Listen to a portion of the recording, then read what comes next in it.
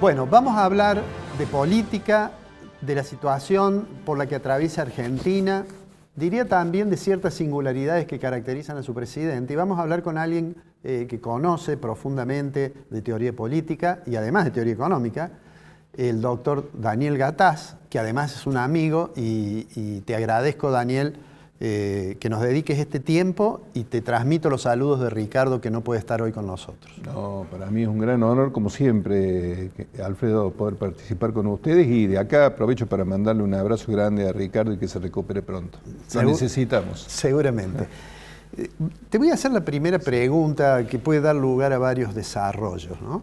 Nosotros estamos presenciando un presidente que, aún en momentos en que cualquiera pensaría que tiene que tender puentes para lograr obtener ciertos resultados, es decir, generar un acuerdo, un consenso, sin embargo tiene reacciones tremendas, como, bueno, como se ha manifestado, por ejemplo, respecto de López Murphy, o respecto de Melconian, respecto de periodistas, ¿no? Mi pregunta es, ¿eso es por un problema que es incapaz de controlarse el presidente, o es una estrategia que tiene que ver con que su base electoral, los más fieles, disfrutan de esos comportamientos? Bueno, es una pregunta compleja, diría, y con una respuesta, te diría, multicausal, ¿no? Algo de esto que vos estás comentando. Puntualmente tiene un asesor especial, que es Santiago Caputo, que es un hombre muy joven, que le dice que todo ese tipo de cuestionamientos a periodistas, a personajes que lo cuestionan o le hacen alguna crítica, le son muy redituables desde el punto de vista electoral. Pero va mucho más allá el presidente, porque no solamente rompe puentes con los posibles aliados que pueda tener a nivel interno, y que los necesita sí o sí para sancionar determinadas leyes que requiere, sino que también rompe puentes con otros países, ¿no? Países hermanos. Pues fíjate qué curiosidad, te voy a dar un ejemplo, ¿no? Bueno, este enfrentamiento que tiene Milei con Lula, al quien trató nuevamente de corrupto y comunista. ¿No? Y lo curioso de todo esto es que a quien admira Milei, a Menem, puntualmente, ¿no? Él lo ha dicho en más de una oportunidad, ha dicho que ha sido el mejor presidente de los últimos 100 años, ha hecho poner un busto de Menem, y puntualmente hay que recordarle a Milei que Menem estuvo preso, estuvo detenido, también por corrupción. Y también hay que recordarle a Milei que Menem fue absuelto por el beneficio de la duda, y porque estuvo asentado en una banca del Senado durante un montón de años para que eso no le afectara. Así que un hombre que está sospechado nada más y nada menos que de hacer volar un pueblo, ¿no? Una ciudad, con un objetivo de tapar un delito. Bueno, entonces me da la sensación de que Milei está en una situación realmente muy, muy curiosa. Yo creo que hay una mezcla de todo esto, ¿no? De algo que él cree que, o le hacen creer que le lleva votos a su redil, pero además de eso, él siente que encabeza como una, para decirlo en palabras, en sus propias palabras, una especie de fuerza del cielo, ¿no? Que tiene que redimir al mundo entero. Por eso estos viajes, estas discusiones con Pedro Sánchez en España, estas discusiones con Arce en Bolivia, esta discusión con Lula, digamos, es como que se siente el hombre que puede redimir y llevar a la libertad al mundo entero, una cosa realmente muy curiosa. Y también puede haber otra cuestión, ¿no? Que necesita estar en la prensa, él quiere que internacionalmente lo reconozcan. Entonces él piensa que de esta manera lo van a reconocer, y yo creo que es un arma de doble filo, ¿no? Porque en algunas editoriales a nivel mundial lo cuestionan duramente por estos posicionamientos. Sí. Ahora, perdón, Kiko, ¿qué necesidad había de inmiscuirse en los problemas internos de Bolivia? Sí. Que ha logrado que además los que cuestionan las actividades del presidente de Bolivia de todos modos aclaren que no tienen nada que ver con Milei. Pero hay otra cuestión, casi queda como un socio de Evo Morales. Sí, pero bueno, Evo Morales salió a decir: yo no tengo nada que ver con ese hombre. Por eso te estoy diciendo, estas son las curiosidades, ¿no? Pero, digamos, de hecho ha trascendido, en muchos medios sale información, como decís vos, en algunos son notas muy críticas del comportamiento. Ahora, la pregunta siguiente es esta. ¿no entraña algún riesgo? Porque finalmente él tiene que gobernar y para gobernar hace falta tener ciertos acuerdos. ¿No entraña un riesgo este comportamiento que en algún momento, cuando la oposición, aún la dialoguista, perciba que en la población ha perdido apoyo, termine generándole muchos problemas de gobernabilidad? Sin lugar a dudas, es un hombre con una enorme capacidad para romper puentes, ¿no? Puentes de unión.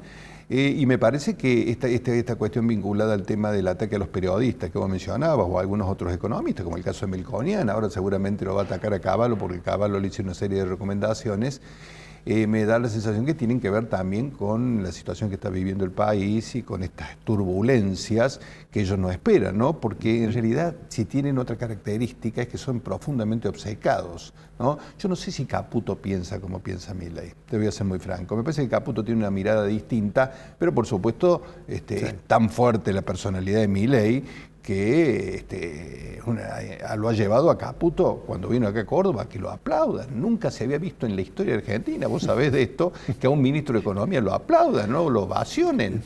Entonces todo esto te genera una sensación de grandeza, ¿no? Pero es tan efímero todo en la Argentina, Alfredo, que hay que darse cuenta de esto. ¿Y cuál es el rol que vos le adjudicás en los próximos años a la oposición? Digo, por un lado está obviamente, digamos, el kirchnerismo, por llamar de alguna forma al peronismo identificado con Cristina, y el resto, digamos que es un conjunto de distintas miradas, pero que tiene una actitud más acuerdista con el gobierno. ¿Cómo pensás que se va a plantear? Yo creo que depende mucho de la actitud que tenga Milei, ¿no? El peronismo siempre se ha recompuesto. Lo mismo le ocurre a los partidos centenarios, al radicalismo le ha pasado lo mismo. Yo siempre recuerdo cuando se fue Alfonsín, decían no hay más radicalismo, cuando se fue de la Rúa no hay más radicalismo, y el radicalismo siempre vuelve, ¿no? Digamos, siempre está en la escena. Lo mismo le va a pasar al peronismo, se va a recomponer detrás de la figura seguramente de gente novedosa, y el peronismo tiene una base sólida realmente importante. Lo que ocurre es que esta actitud de Milei, ¿no?, de romper puentes, realmente le genera problemas serios de gobernabilidad. Y yo creo que esta es la razón por la cual se genera todo este tipo de turbulencias, todo este tipo de problemas. Insisto, esta incapacidad para recibir consejos, ¿no? Incluso del mismo Fondo Monetario Internacional, que le está diciendo claramente, vos lo sabés mejor que nadie, le está diciendo, señor, mire, lo que hizo hasta ahora está muy bien.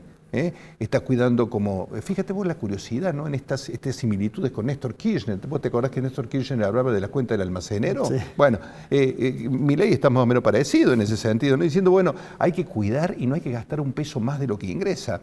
En eso estamos de acuerdo y el fondo se lo está diciendo, hasta ahí está fantástico, pero ahora vienen reformas de fondo. Pensar que el problema argentino es solamente la emisión monetaria me parece que es simplificar el problema de una manera absurda, te diría, ¿no? Hay un problema cultural, hay un problema estructural mucho más serio. Recién mencionabas el tema de las reformas que aparecen como necesarias. Él ha anunciado ya hace varias semanas, pero aparentemente se va a concretar esta semana, la incorporación como ministro de Sturzenegger.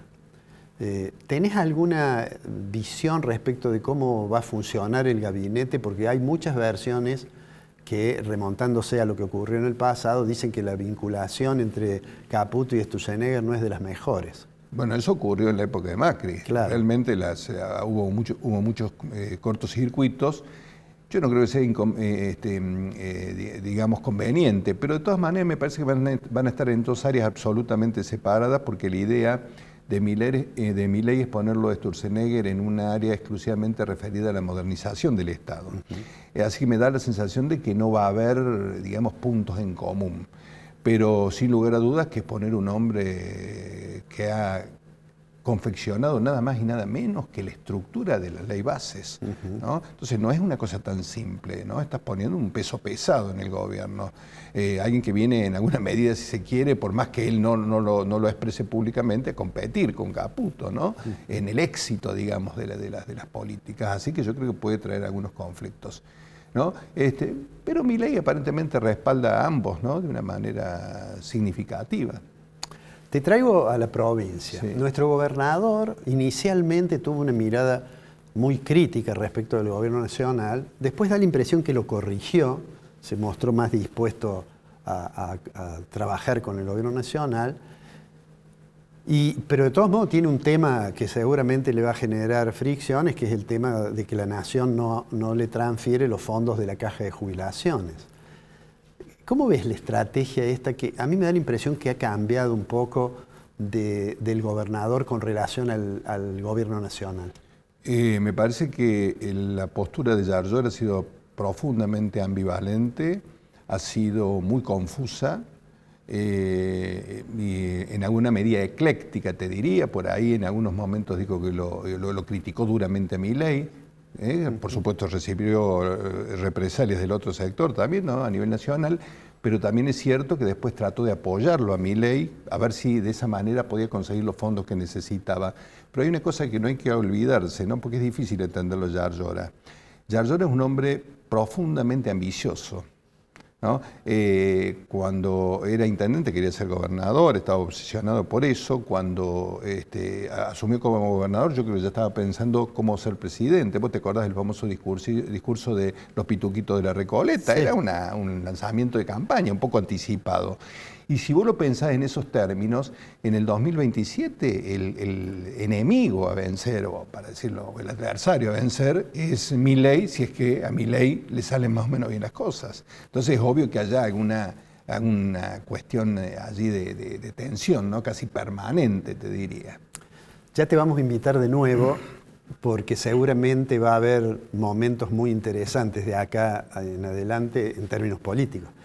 Te agradezco mucho que hayas estado y te dejo nuevamente el agradecimiento en nombre de Ricardo. No, yo estoy muy agradecido.